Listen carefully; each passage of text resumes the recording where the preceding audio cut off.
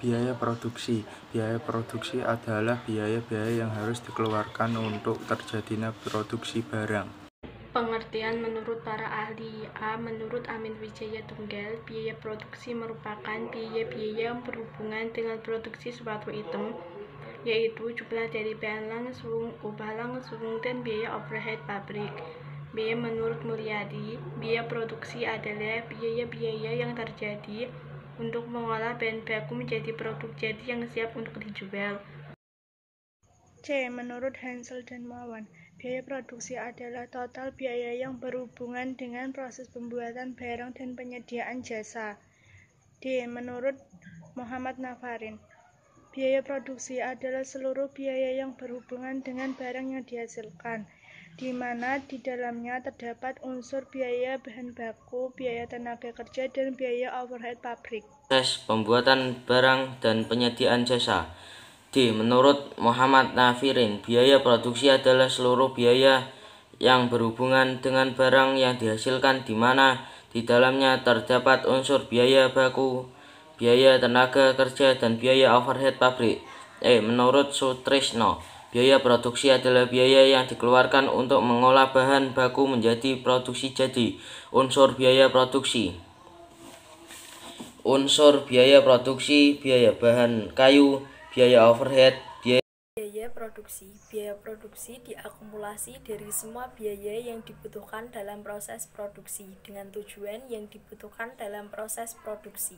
Tujuannya menghasilkan suatu produk atau barang meliputi biaya bahan kayu, biaya tenaga kerja, biaya operasional barang atau pabrik. Lalu dihitung dan dibandingkan dengan laba kotor perusahaan. Baku menjadi produksi jadi yang siap dipasarkan kepada konsumen.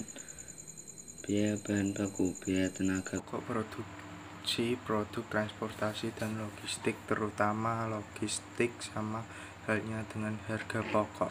A. Semua perusahaan. B. Perusahaan perbankan. C. Perusahaan jasa. D. Perusahaan dagang. 2. Berikut biaya produksi transportasi dalam kaitannya ketersediaan kecuali A. Tenaga kerja. B. Upah buruh. C. Bahan bakar. D. Daerah pemasaran. 3. Proses pengolahan yang strategis terhadap angkutan pemindahan dan penyimpanan barang.